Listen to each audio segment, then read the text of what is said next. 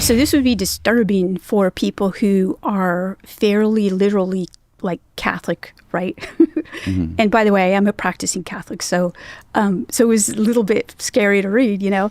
But so if you look at Teresa of Avila, she's a nun who is now a doctor of the church. She's a very well-known, beloved saint mm-hmm. in the Catholic Church. She had an experience with what she considered to be an angel. But when you look at the primary source material, and this is in the 1500s in Spain, and it's during, the time period when there was an Inquisition, Spanish Inquisition. So it's not like she would want to have talked about this, but she did write about it in her diary. And so she had this experience where she was basically praying, and off to her side, she saw something that she couldn't really understand. It was a being, and it was about 3 feet tall. And she said it was very shiny, and she said she was confused by it because when she saw angels prior to this, they would be imaginative angels. She made the distinction that this was not an angel in her imagination, but this was an actual fleshy thing. She saw it. And so she was confused. She didn't know what kind of angel it was. And she said, it must be a cherub. A cherub? That's what she said. What is that? Well, it's a type of angel. So okay. in Catholic history, you have different types of angels. And so the cherub is going to be kind of a little angel, childlike looking. And so but you could tell that she wasn't even sure it was that. And so this, by the way, can only be known by reading her work and looking at her own description of the event, because this is a very represented encounter in Catholic history.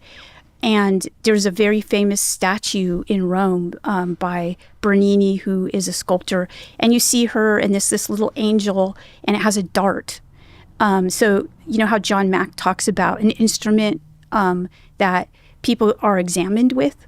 So apparently this little fleshy angel creature examines her. And this was amazing because it was just very strange. She said it examined her? Well, it looked at her? Okay. So you have to understand translation from that time period. Okay. So let's be super clear. Okay. So when I say, I'm using the word examined, but probably I should not have used that word. It basically said it took this dart and it thrust it into her entrails. Those are the words that she used. So, it was something that I didn't expect to see. Mm-hmm. So this would be the example, but there were many more examples that weren't as famous. That's the most famous example, the one that Catholics would know about. But there were a lot of examples that I had that no one would know about because they're not digitized and they're in old manuscripts. It was a coincidence, but there was a conference in my town for people who were experiencers, UFO experiencers. So I went to that and I heard them talk about their experiences, and I saw that these experiences that they were having were like an exact match with the experiences that I had cataloged from hundreds of years ago up till the present. And I recognized that this was a continual pattern, and it kind of blew my mind at the time. I was like, wow.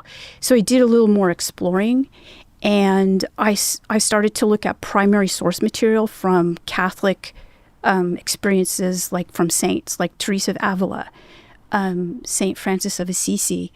And when I started to read the primary source material, I saw that it was also very similar to what you would see in John Mack's book, because at this point I read John Mack's book, Abduction. And it literally, these experiences of the saints could be other chapters in his book. And so at the time, I knew Jeff Kripal, but he's a professor at Rice University who looks into this type of thing. And I told him, I said, have you seen this? And he at first said, no, Diana, no, I don't think so. And then I took some of the stuff that I had translated and sent it to him and said, they're talking about little beings and aerial phenomena and, other things that happened in John Mack's book. And he was blown away too. And that was the beginning of my writing about UFOs and looking into modern day reports of UFOs, and honestly didn't think I was going to experience what I did when I went into studying UFOs.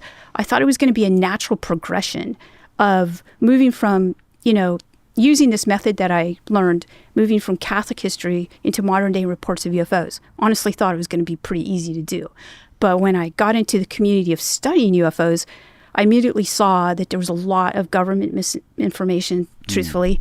And I also, met high-level scientists that were studying in these programs. And I didn't actually, they wanted to know what I knew, by the way. They were interested in my field. They thought that they could learn from me. So this is what happened. And this is how I wrote my first book about UFOs and my second book, too. So I found myself in an environment that was absolutely completely different from anything I had ever studied before.